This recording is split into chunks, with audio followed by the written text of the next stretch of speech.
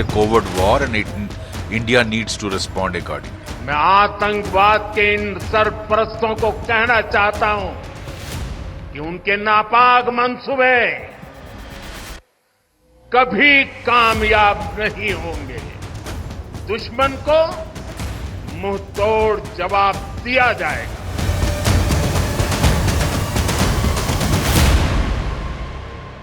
जम्मू कश्मीर में बीते महीनों से आतंकी हमलों की घटनाएं बढ़ती जा रही हैं। जम्मू कश्मीर के राजौरी, कुपवाड़ा, डोडा और रियासी जैसे इलाकों में आतंकी सेना पर लगातार हमले कर रहे हैं। काफी सालों तक शांत रहने के बाद अचानक से जम्मू कश्मीर में आतंकी हमले बढ़ते जा रहे हैं। जम्मू कश्मीर में लगातार हो रहे इन हमलों के तार पाकिस्तान से जुड़े हैं। पाकिस्तान के आतंकी संगठन जैश-ए-मोहम्मद से जुड़े कश्मीर टाइगर्स ने जम्मू कश्मीर में हुए कई हमलों की जिम्मेदारी ली है। इससे साफ है कि इन हमलों के पीछे कहीं न कहीं पाकिस्तान के दहशतगर्दों का हाथ है, जो भारत में अशांति फैलाना चाहते हैं। हालांकि भारतीय सेना के जवान इन आतंकियों को मुंहतोड़ जवाब देते हुए इन हमलों को नाकाम करने में जुटे हुए हैं। जम्मू कश्मीर में हुए इन हमलों को लेकर जम्मू कश्मीर पुलिस के पूर्व डीजीपी ने एक बड़ा खुलासा किया है। जम्मू कश्मीर के पूर्व डीजीपी एसपी वैद्य ने कहा कि जम्मू कश्मीर में इन हमलों के पीछे पाकिस्तानी सेना का हाथ है। उन्होंने कहा कि जम्मू से लेकर कश्मीर के कुपवाड़ा तक हमलों के पीछे पाकिस्तान है। उन्होंने इसे एक्ट ऑफ वॉर कहा है और कहा है कि भारत को इसका मुंहतोड़ जवाब देना चाहिए। देखिए, पाकिस्तान की तरफ से कोशिश की जा रही है कि हाईली ट्रेन्ड टेररिस्ट भेजे जाएं और इस एरिया को, जम्मू जो पिछले 15 साल से फ्री था, टेररिज्म फ्री, उसको यहाँ वायलेंस का लेवल बढ़ाया जाए। और रिपोर्ट्स के मुताबिक इसमें एसएसजी कमांडोज पाकिस्तान आर्मी के भी हैं। और इनफैक्ट एक रिपोर्ट तो कहती है कि वहाँ जो एसएसजी कमांडो यूनिट के जीओसी आदिल रहमानी हैं, वो इसके इंचार्ज है। एंड वो आदिल रहमानी सारे ऑपरेशन को कोऑर्डिनेट कर रहा है। और जितना भी नंबर यहाँ अंदर घुसा है उसमें काफ़ी मिकदार में एसएसजी के लोग पाकिस्तान आर्मी के हैं। और आप देखिए जिस तरह मिलिट्री प्रिसीजन से ये अटैक कर रहे हैं, चाहे पिछले 2-2.5 साल से रजौरी पुंछ में हो या अभी रिसेंटली आपने देखा रियासी में, बिलावर मशेडी में, गंदो में और डोडा देसा के इलाके में अटैक हुए, बिल्कुल मिलिट्री प्रिसीजन के साथ। और ये हाईली ट्रेंड हैं जंगल वारफेयर, माउंटेन वारफेयर में, और इनके पास आधुनिक हथियार हैं।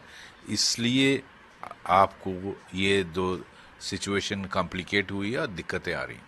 कोई कह रहे कि लेफ्टिनेंट कर्नल रैंक का जो है वो जम्मू में ऑपरेट कर रहा है, पाकिस्तानी जो एसएससी। रिपोर्ट्स ये कहती हैं कि कोई एक लेफ्टिनेंट कर्नल, उसका नाम है, अब नाम मुझे याद नहीं, सलीम नाम है शायद, वो यहाँ इन्फिल्ट्रेट किया है और वो ये सारा ऑपरेशन कोऑर्डिनेट कर रहा है। लेकिन इन रिपोर्ट्स को हमारी एजेंसीज को वेरीफाई करना चाहिए कि वाकया ही ये इस तरह का हो रहा है।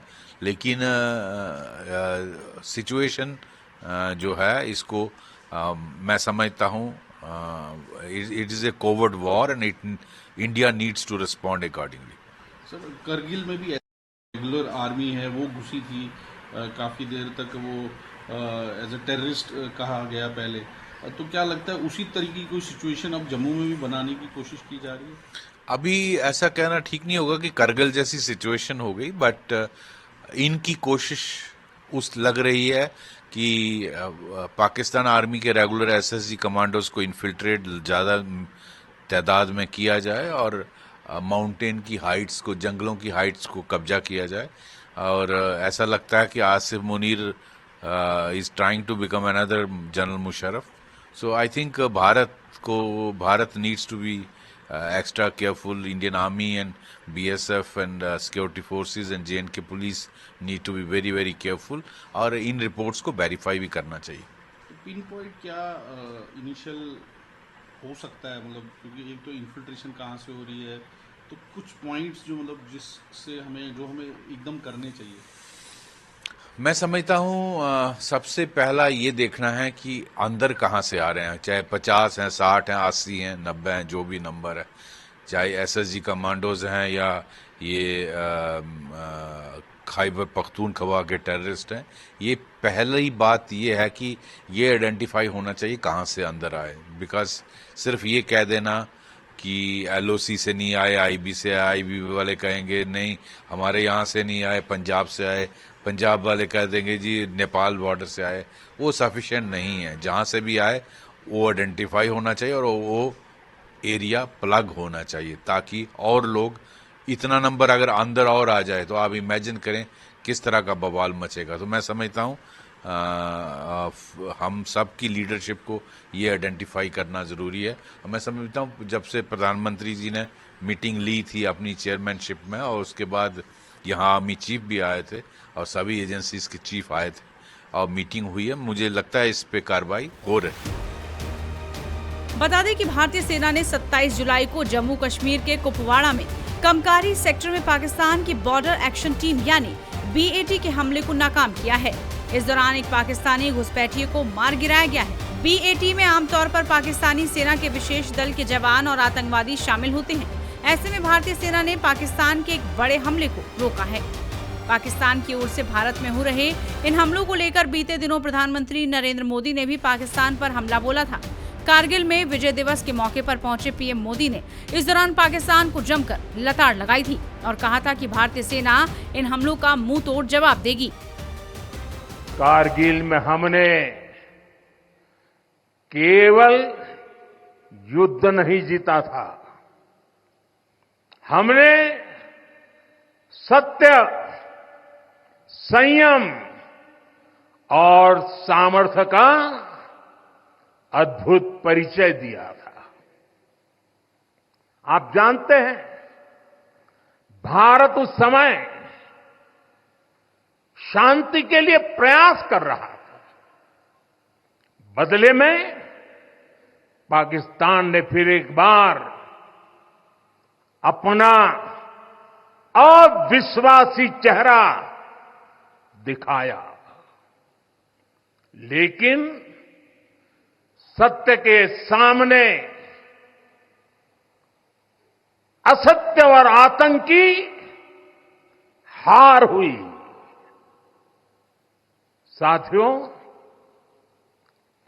पाकिस्तान ने अतीत में जितने भी दुष्प्रयास किए उसे मुंह की खानी पड़ी है। लेकिन पाकिस्तान ने अपने इतिहास से कुछ नहीं सीखा है। वो आतंकवाद के सहारे, प्रॉक्सी वॉर के सहारे अपने आप को प्रासंगिक बनाए रखने का प्रयास कर रहा है। लेकिन आज जब मैं उस जगह से बोल रहा हूं जहां आतंक के आकाओं को मेरी आवाज सीधे सुनाई पड़ रही है, मैं आतंकवाद के इन सरपरस्तों को कहना चाहता हूं कि उनके नापाक मंसूबे कभी कामयाब नहीं होंगे।